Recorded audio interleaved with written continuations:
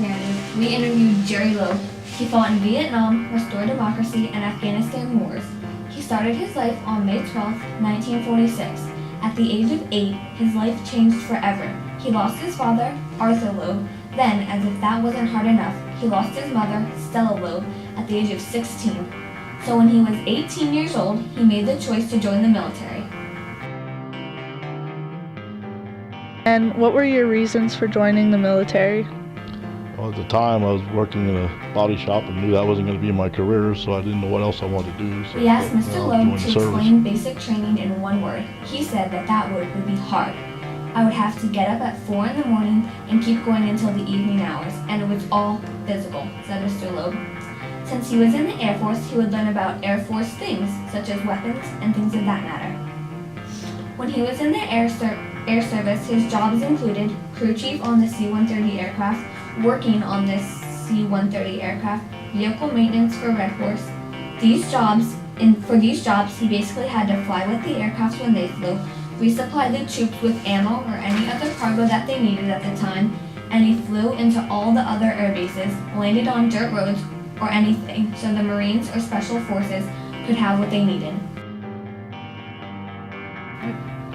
Did you have to take any special classes or get any special licenses to do the airplane and anything with the airplanes and stuff? Oh, absolutely. I went to tech school in the Air Force for aircrafts to learn all the systems on an aircraft. When you learn the system, a crew chief has to know all the systems, because when you're in the middle of nowhere, and like in the battle in Vietnam, you're in the middle of nowhere, you got to be able to fix the aircraft to get it out of there. And the one thing about being the crew chief on the aircraft, you had a flight crew. They only flew so long, and when you landed, they got off the aircraft, and maybe a new flight crew came on, but the crew chief stayed with the aircraft all the time. So there's a lot of times I slept on the aircraft for a couple of days or nights in different small bases, and then the new flight crew come in, you take off again. So the crew chief, when you got to home station, it wasn't too bad, but when you were out on flying missions, it was pretty rough on the crew chief. And the Air Force, well, the 314th Tactical Flying Wing said the crew chief has to fly with either the crew chief or the assistant crew chief has to be on the aircraft at all times. So that was. And he did these jobs to the best of his ability for 35 years. During these 35 years, he did receive some medals.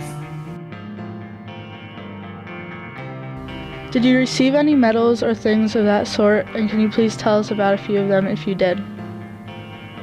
Yeah, we got Meritorious Service Medal, and I got the Achievement Medal, Air Force, Achievement Medal, Air Force, Meritorious Service. And what you do is, Meritorious Service is for your length of duty and what you do good for the Air Force, and Achievement Medal is the same way. If you did something I got picked up $4 million worth of equipment from overseas in England and brought it back to the States for our units, and that got me the Achievement His highest Medal. rank was E9 Chief Master Sergeant. That's the highest rank one would be able to receive. Only 1% of all Air Force people make Chief. Mr. Loeb also said that he made many great friends while in the service. Did you contact any of the friends you made while at war when you got home? Yeah, I'm still best friends with guys from Jacksonville, Florida. So we keep in touch with each other, and a couple other ones that. Even though he was never injured, Mr. Loeb did face many problems. He said that the hardest thing wasn't fighting or basic training, but coming home. What was it like coming home? Well, there again, it was different. There's two different wars. Vietnam, we came home and people want to spit on us and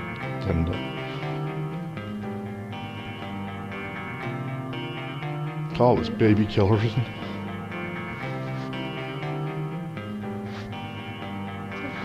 Okay.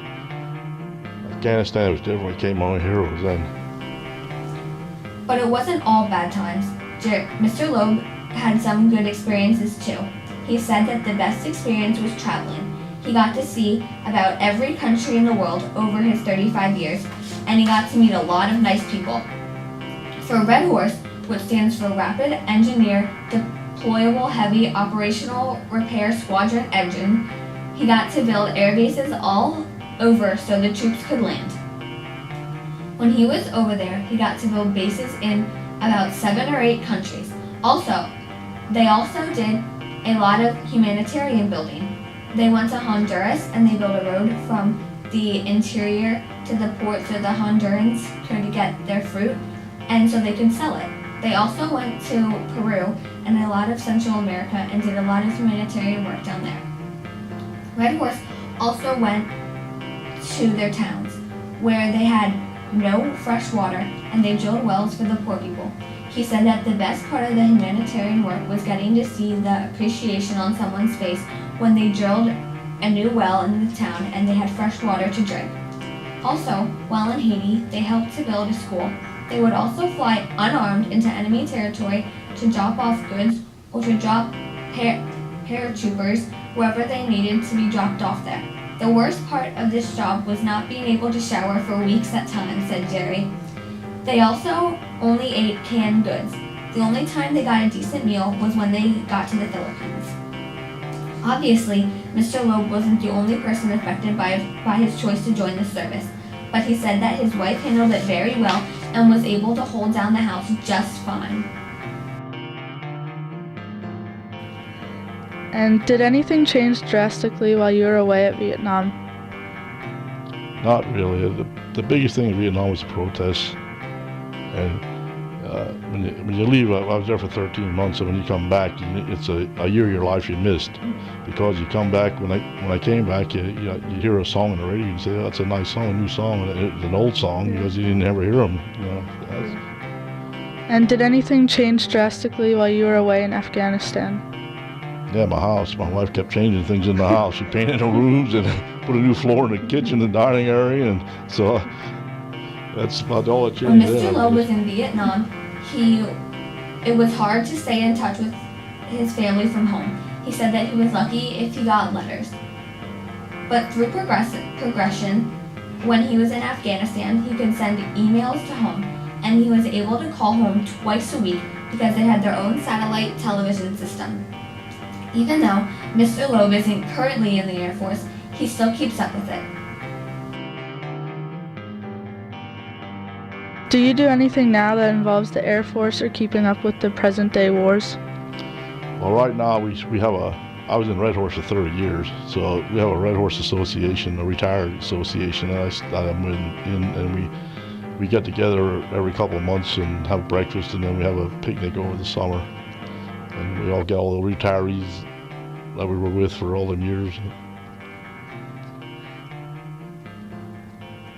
Like I say, the one thing I have to tell you, and I thought it was comical, was we flew out of Cam Ranh Bay in Vietnam, and every Sunday night they show us a movie. Well, there was an outdoor screen, and everybody sat in the ground to watch, but you never guessed the two movies were Combat, that was on TV at the time, and Gunsmoke. Those are the two we saw every week.